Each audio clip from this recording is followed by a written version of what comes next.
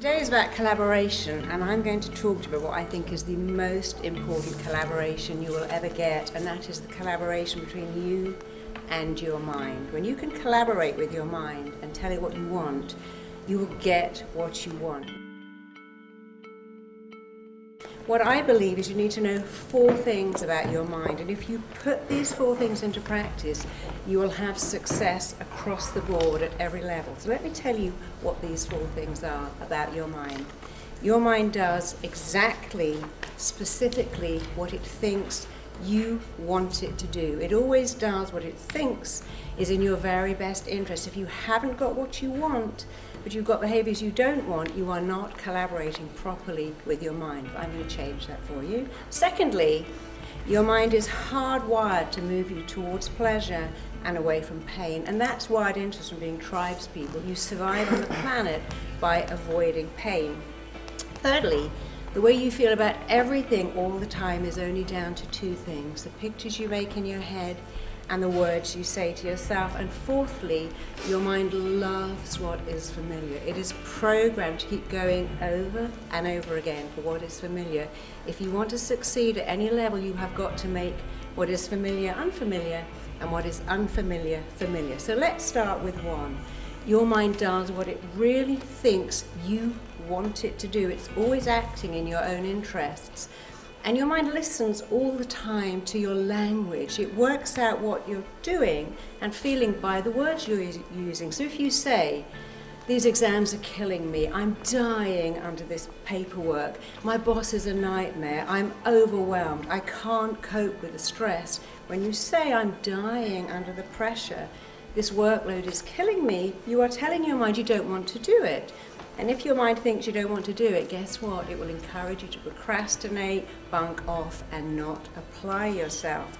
Your mind is so very, very specific to the words you use that if you say, "I'd love a week off in bed, I'm overwhelmed with this stress, I just wish I could have a week off at home lounging around," your mind goes, "There you go, I've given you the flu. Didn't you ask for that? You said you wanted a week off in bed, and I've given you the flu. There's your week off." If you say, "I'm dreading having to give that presentation next Wednesday, I'd do anything to get out of it," your mind's like, "Okay, why don't I wake you up with a migraine or an upset stomach?" There's your get out of the presentation behaviour. And that sounds a little silly, but that is how your mind works.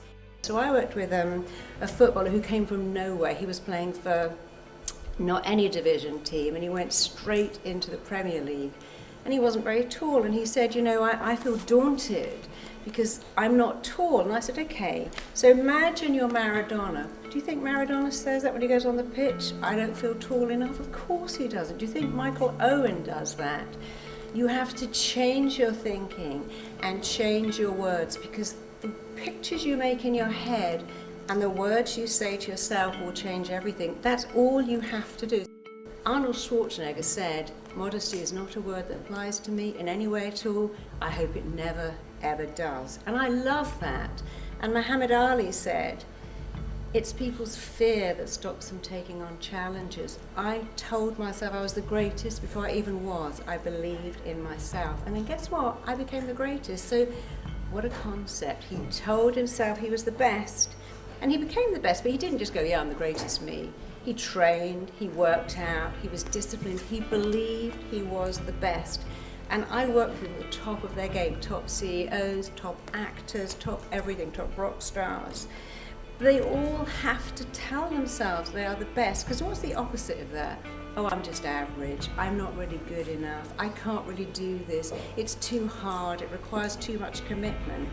I just showed you whatever you tell your mind it believes. So tell it better things. First you make your beliefs, and then your beliefs make you. And if you believe in yourself, other people will believe in you too. And when you stretch your mind to a new dimension, it never, ever, ever goes back, because your potential expands as you move towards it. You can't even know what your potential is. So when Roger Bannister wanted to run a mile in under 4 minutes and no one had done that, he did these 4 things. He told himself, I want to do that, I want to make it happen. He linked massive pleasure to doing that. He saw constantly his body going through the tape at 239 seconds, and he made it familiar because he did run a mile in under 4 minutes, and that same year 8 more people did it. The following year 57 people did exactly the same thing. So he made what was unfamiliar familiar. You have everything to gain by doing these 4 things. Tell your mind exactly what you want. Use really detailed, descriptive, positive, powerful words. It's not positive thinking, it's rewiring your brain for success. And that is success across the board, not just in business, not just in athletics, but in everything, even in your relationships. Link massive, huge, enormous pleasure to getting there and pain to staying the same. Change the pictures, change the words. When you have a brilliant brain, and we all have a brilliant brain, you have 2 choices. Rationalize why you feel so bad, or talk yourself out of it. I can't cope with these exams, I'm not getting enough sleep. Or change that to, this is temporary, I can do this, I want to do it, I'll sleep later. And make the familiar unfamiliar. Most important, make self-belief so normal to you that everyone else believes in you too.